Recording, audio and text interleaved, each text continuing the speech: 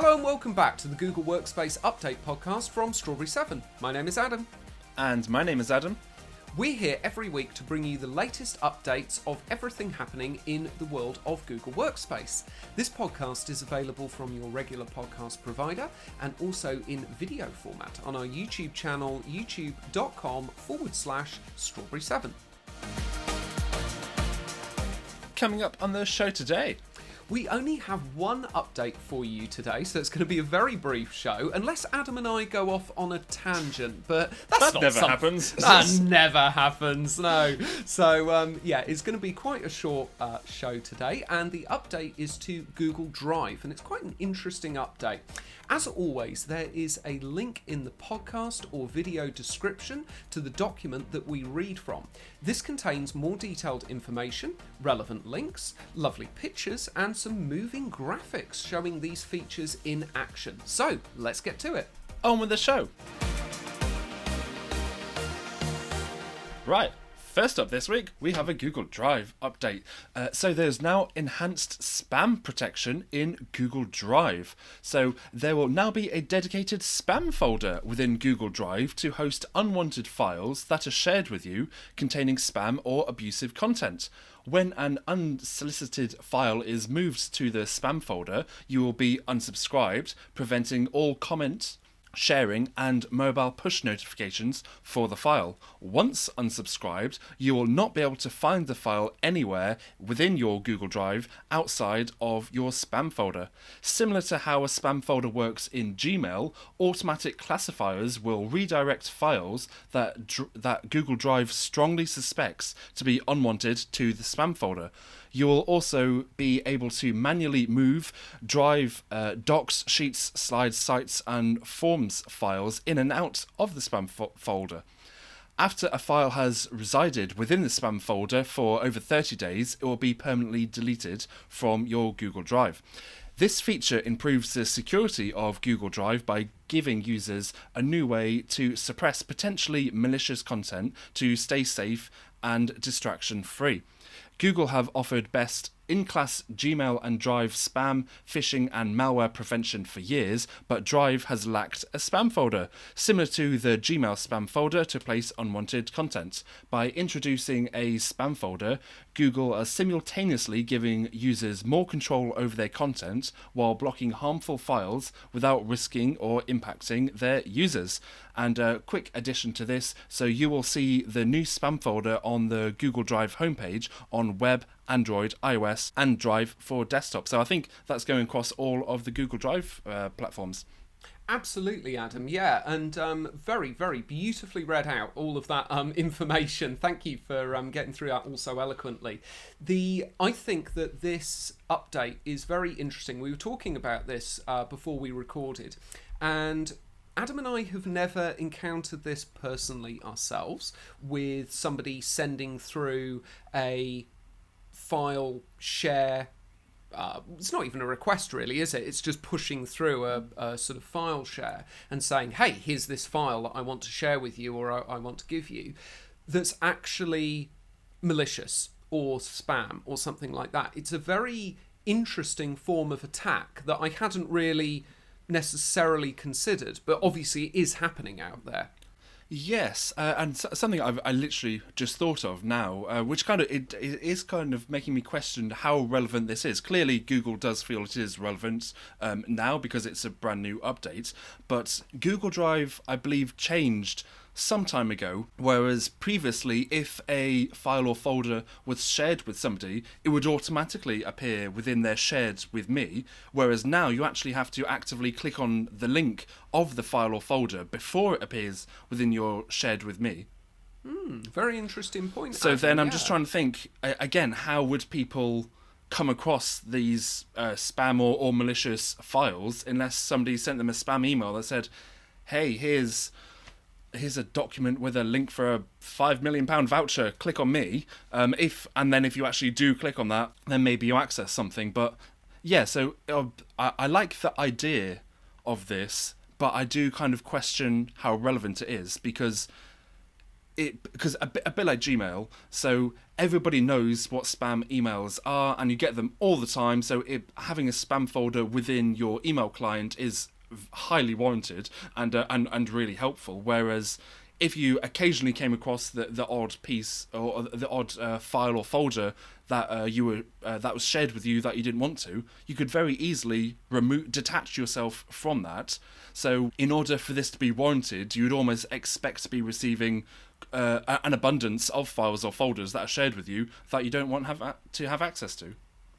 Yeah, absolutely. I think it's a very good point, Adam. And I mean, just on the topic of Gmail, I do want to say that Google, I think what Google have said there about the fact that they offer best-in-class Gmail spam, phishing and malware prevention for years. I completely agree. I think their spam filtering within Gmail is absolutely incredible, and it is really, really good. Whether you've got a personal account or whether you've got Google Workspace, it is fantastic. And I was actually speaking to an antivirus provider recently who was helping us secure a Office 365 client. We do have some.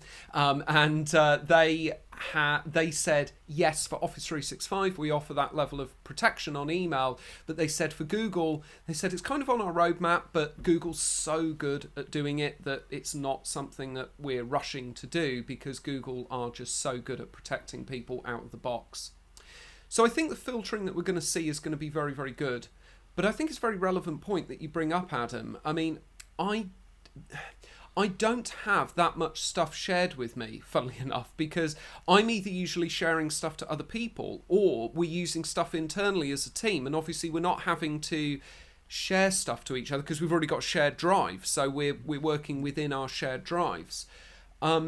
So I must say I'm a little bit probably out of touch with how those requests work. I know they definitely did that with Calendar because we had that a while ago, which was a little bit frustrating for how we used Google Calendar with our education clients. But I know now that previously you could share a calendar to somebody and it would just pop up. It would just appear in their calendars. But now they have to accept the invite before it shows anything, don't they? Yes, that's right. So I'm pretty sure that you do actually have to click, quite similar to Calendar, that you do actually have to click on a link to access a file or a folder that has been shared with you. I don't think it would just automatically appear, because I was doing that with one of our schools quite recently. I've had another thought on this, which we will come to a little bit with getting started. So it does appear that there's no admin controls for this. So then what about in, say, a Google Classroom situation? What if a student just says, oh, this homework, I don't want to get anything from my teacher. Let's say the teacher's work is from spam. And then Google's AI says, oh, well, anything that was files shared with you from your teacher must be spam. So then all their subsequent work, files, folders, stuff that is actually relevant, that is not spam, you've basically told your Google Drive it is spam, so then you don't have access to that anymore. Yep. Very, very good point, Adam. Yet again, there's not really necessarily that consideration from Google about the education sort of sphere. It's a very, very good point, Adam. Very good point. I don't want to be overly negative about the update, but I think you've brought. It sounds great, just like the spam folder in Gmail. Like it is good. It's definitely good. A good update and a good option to have. I'm just questioning it a little bit for how relevant it is, or sometimes a bit more information could be more helpful to get us all on the same side as Google with this.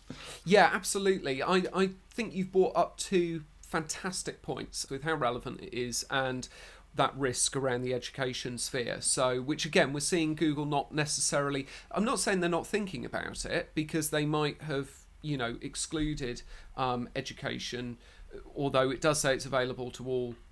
Sorry, we're jumping ahead a little bit, but spoiler alert, but it is it does seem to be available to everybody. But maybe there's some more details about sort of education that they're going to sort of maybe allow some controls in education or something, but just not. I don't. Do you know off the top of your head, are there any admin controls for the Gmail spam filter? I feel that there are, but I'm not 100% about that one.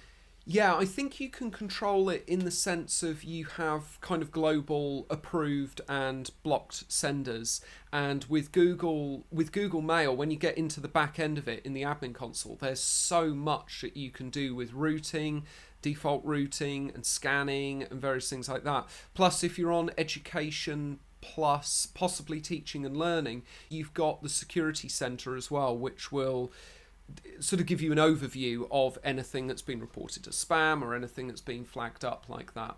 Okay, and yes, so maybe it'll do something along the lines of it'll trust everybody within your organisation, so it knows that that is not spam, or you can specify domains that you do trust, or something along those lines, just to make sure that anything unwanted does actually end up within the spam. Yeah, absolutely. And like you say about education, anything that is wanted ends up being where it should be, right? So I think it's a very good point that you bring up, and it's absolutely something that a student will do. You know, they'll think it's funny to put it into spam and then report it as child endangerment. Or maybe accidentally. I see it with teachers all the time where they're accidentally dragging stuff around the screen. So yeah, so it's not necessarily always intentional. Yeah, absolutely. Yeah, especially with those horrible trackpads that are on anything but basically Apple devices. You mean like this one that I'm using? Yeah, well, this is it. Apple devices are the only trackpads I've ever used that have worked, you know, and been okay. And I've had it with people before as well, where they've gone, "Oh, I can't use a trackpad," and I've said, use this one, use the Apple one, and then let me know. On an Apple device, of course. I've tried using an Apple trackpad on Windows, and it's just a disaster. So yeah, it's. I think it's like we said. I think it's a very good update. I think you just brought up a couple of very good points there, Adam. And for anybody listening, it's worth checking out the little moving graphic that's in the document there, because you'll get an idea when you report this as spam. You actually have different categories as to what you can report this as. So whether it's copyright infringement, whether it's an illegal activity, whether it's child endangerment, there's all sorts of different things that you can report it as there. Now, I'm not exactly sure what Google are going to do with that information. I guess they're going to kind of put it into some big database their end or something like that to categorize these things. Yeah, that's an interesting point actually. That you're saying, yes. So it does look like when you go to move something into your spam folder, you have to basically specify why is this a piece of spam. But if it was just something that you just don't want, then I guess you just delete it from your shared with me instead of moving it to spam. Yeah, absolutely. Yeah, like you were saying earlier, you just take yourself off of the sharing, right? And then you're not seeing it at all. Yeah, it's interesting and an interesting sort of update. And there is that argument to say that you'd have to open it to know what category of spam it is, and that could have some kind of risk as well. So yeah, I think it's a very interesting idea. Just some questions there about that. Yes, so because this is something quite new, it's not quite a lot of the updates that we see are kind of extensions or additional updates to a previous feature that was released. Because this is kind of version 1 of this feature, potentially we may or may not see more updates related to this in the future. Absolutely. Stay tuned, everybody, for some more updates if they're coming. Lovely. Okay, and thank you, Adam. Well, I told you we wouldn't go off on a tangent, and we haven't at all. We've just stayed completely on topic. You mentioned that there was a getting started for this. What's the... I think it's quite straightforward, isn't it? We've probably covered most of it. Yes, so for the admins, there is no admin control for this feature, which I must admit I am a little bit surprised at, but at the moment there is no admin control. But for their end users, to move a folder to spam, you can select Report as Spam from the context menu, or drag the file into the spam folder in the left-hand navigation menu. Great, thank you, Adam. And what's the rollout pace here and availability? So, rapid release and scheduled release, there's going to be an extended rollout, so potentially longer than 15 days, which is starting on May the 24th. This update is going to be available to all Google Workspace customers, as well as legacy G Suite Basic and Business customers, and this is also going to be available to users with a personal Google account. So, essentially, if you have access to Google Drive, which is everybody with a Google account, then you will have access to this update. Excellent, thank you, Adam. The optimistic part of me is saying, oh, lovely, Google's made a security feature available for all of the different versions of Google. That's nice of them. The more cynical part of me is saying that I think the reason they've made this available to everybody is so that they can gather as much data on these malicious files and things like that, which is not a bad thing. I'm not saying that's a bad thing, but I think Google have maybe done that sort of a little bit for everybody having access to it, but I think mostly so that they can grow a very large database of sophisticated information about these types of attacks and what these attacks look like. Yeah, to be honest, I'd actually be quite interested to see that myself, actually. Who knows, maybe one day in the future we can do a Google Drive phishing campaign where we'll just send out spam documents to our clients to see who does or doesn't go into it. Yeah, that would be a popular week for us, eh? That's very interesting, Adam. And the other thing that I found interesting there was the fact that they're doing scheduled and rapid release at the same time, which is quite interesting. Yes, which is in a couple of weeks. Normally, it would be within a handful of days, at least. Possibly the scheduled release being a week or 10 days after that. But both of them, they are a few weeks away. Yeah, absolutely. Yeah, not only is it starting 24th of May, but it's also potentially longer than 15 days as well. So I think it's quite a big thing for Google. It's maybe why we're only seeing this one update, because they've kind of maybe been working on this quite a lot, because it does seem like quite a complicated thing to set up. It's easy enough to put a spam folder there, but I think it's all the back end stuff of the analysation that's going to take the time. Because Google have worked so hard on this update, are we not being as enthusiastic about it as Google wants us to be? Google are just listening to it going, what? Yeah, apologies Google if we don't seem overly enthusiastic about it. We're more a healthy skepticism to the update rather than anything. We like to give everybody a balanced view. You know, we don't work for Google. We're independent, so we're able to not just think that everything is like rainbows and whistles coming out of Google. We give our honest opinion. Yes, currently whelmed. We're not underwhelmed, not overwhelmed. We're whelmed. Yeah, we're whelmed. Yeah, we're from the planet neutral. So, yeah, absolutely. Thank you, Adam. Well, that's it, everybody. That's everything you need to know about the latest one update this week happening in the world of Google Workspace. Remember that there is a video version of this podcast available on our YouTube channel, youtube.com/strawberry7, as well as a audio version available from wherever you cast your pods. Thank you very much for joining us this week. And we'll be back again next week with more updates. Goodbye. Bye.